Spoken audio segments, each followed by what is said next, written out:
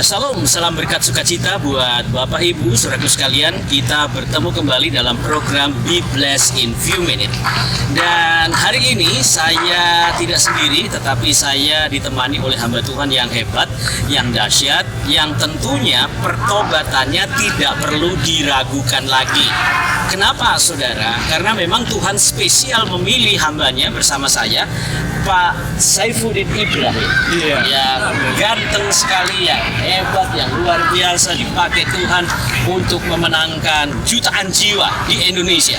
Nah, kita berdoa bahwa apapun yang dikerjakan oleh Tuhan melalui hambanya itu pasti menjadi berkat. Dan hari ini saudara pastikan saudara juga diberkati dengan penjelasan tentang kenapa Tuhan Yesus itu dahsyat sehingga Pak Ibrahim rela meninggalkan agama lamanya, ya, kepercayaan lamanya kepada Tuhan Yesus. Nah, ini yang akan menjadi menarik, dan nanti saudara bisa dengarkan sendiri apa yang menjadi alasan dan penjelasan dari hambanya Bapak Saifuddin Ibrahim. Silakan, Pak.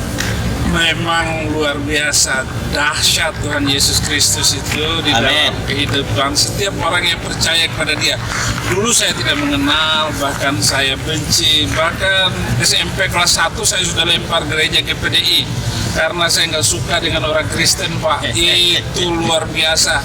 Nah, sekarang setelah Yesus itu ada di dalam hati saya, ada di dalam pikiran saya, ada di dalam perasaan saya, itu apapun yang saya lakukan, dan saya percaya janji Tuhan, kalau kamu percaya dengan Yesus Kristus, kamu akan melakukan hal-hal yang luar biasa. Amen. Kamu akan melakukan hal-hal yang dahsyat, yang tidak pernah terpikirkan oleh akal manusia, tidak pernah dirasakan oleh hati.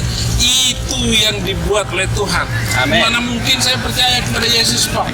Mana mungkin saya percaya jadi orang Kristen? Karena saya dari dulu sudah disiapkan oleh Tuhan, oleh orang tua saya untuk menjadi orang Islam yang baik, yang taat. Bahkan nama saya Saifuddin Ibrahim itu diambil dari Menteri Agama waktu itu supaya jadi Menteri Agama. Sekarang jadi pendeta. Nggak pernah kebayangkan, Pak, untuk menjadi dahsyat seperti ini. Jadi kalau bisa mengenal Yesus, itu dahsyatnya dia di dalam kehidupan kami. Haleluya. Nah, lihat saudara ya, perhatikan baik-baik penjelasan Pak Saifuddin, bahwa apa yang dikerjakan oleh Tuhan di dalam hidupnya itu memiliki satu kesempatan buat saudara, buat saya juga, untuk menyadari bahwa Tuhan Yesus itu memang dahsyat. Kenapa Tuhan Yesus dahsyat? Dia rela mati bagi kita, menyerahkan nyawanya bagi kita. Yang kedua, Dia menyediakan surga buat kita.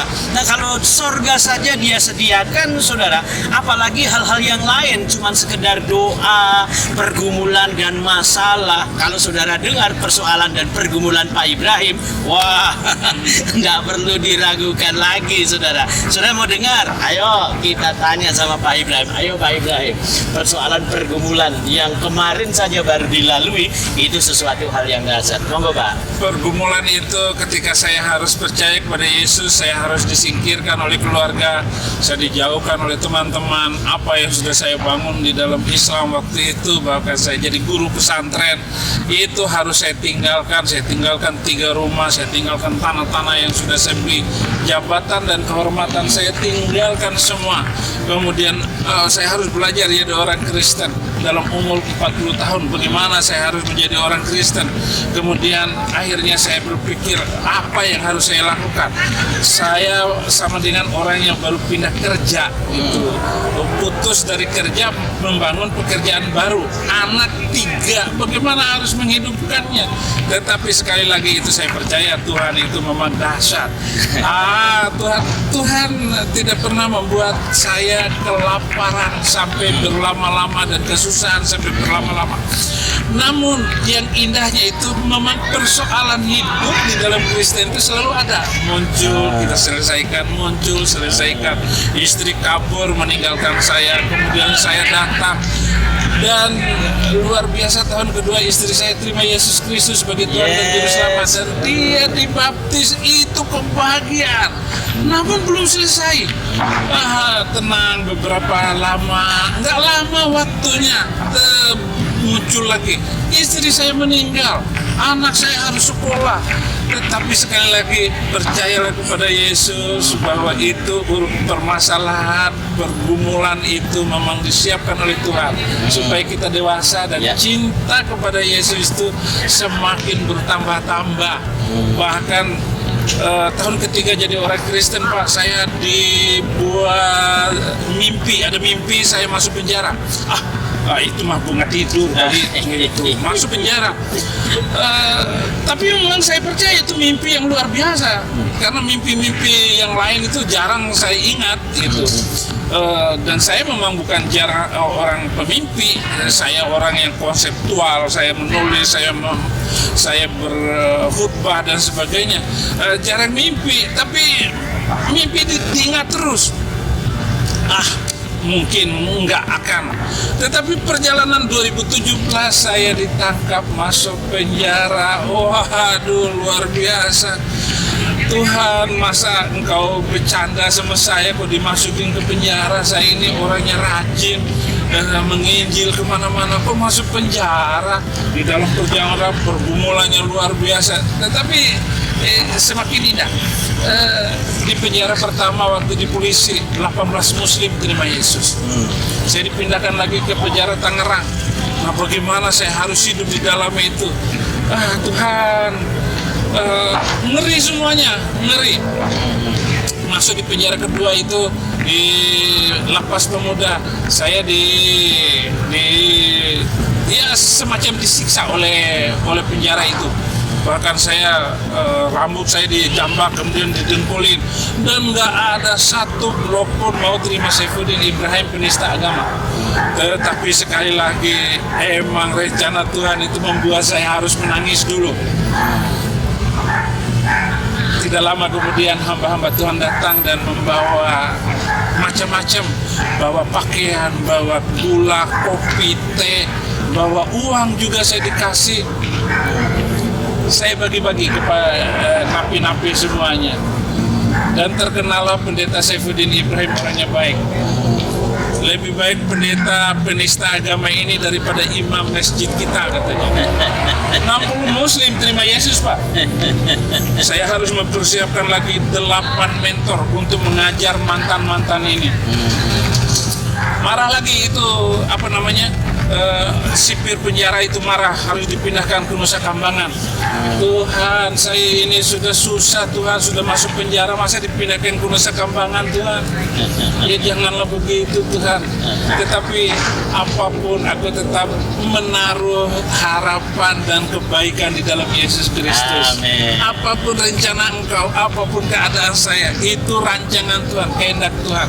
Saya tidak dipindahkan ke Nusa Kambangan, saya dipindahkan ke penjara yang lebih tertib, yang lebih bagus lagi. Di situ saya mendidik, melatih orang-orang Kristen di dalam. Saya harus mengajar mereka, kemudian melatih mereka. Saya berhadapan dengan 5 teroris, harus berantem hampir tiap hari. Berantem dengan teroris, saya dikeroyok, saya jatuh, maksudnya pura-pura jatuh supaya mereka puas. Saya melatih. Saya upaya bagaimana mendekati teroris. Saya mau menginjilinnya, mereka nggak mau. Tapi bagaimana mereka ini supaya diam dan tidak mengganggu keamanan saya? Karena mereka seenaknya, gitu. Saya ditindas seperti itu. Aduh Tuhan, gitu. Setiap hari saya melatih 50 orang penginjil dan harus makan 50 nasi bungkus. Ternyata yang menyiapkan 50 nasi bungkus itu teroris. 5 orang teroris itu. Nah, setelah dia tahu bahwa yang membeli nasi bungkusnya itu adalah pendeta Saifuddin Ibrahim, mereka diam, nggak mengganggu saya lagi. Gunakan mamon untuk persahabatan, gunakan mamon untuk merayu orang. Tapi jangan menipu, jangan menipu. Semua ini adalah milik Tuhan Yesus. Tidak ada setetes air pun hilang dari muka bumi ini, karena semuanya pasti kembali kepada jati diri air. Demikian roh kita akan kembali kepada Yesus Kristus, karena roh kita milik Tuhan Yesus. Dan jangan kamu serahkan rohmu itu ke tangan iblis. Ya, nah kan saudara, lihat, dengar baik-baik. Penderitaan kadangkala yang kita alami itu tidak sebanding dengan apa yang dialami oleh hambanya, ya kan? Nah, penderitaan-penderitaan yang saudara alami itu pun, saudara, kalau belum meneteskan air mata, belum meneteskan darah, belum semuanya habis, masuk penjara. Wah, saya jadi teringat oleh firman Tuhan terhadap Paulus yang masuk penjara, bisa bersuka cita, bisa memuji Tuhan, dan akhirnya banyak orang juga bertobat dalam penjara. Ya, saudara lihat ya, spirit Paulus juga ada pada hambanya, lihat kan?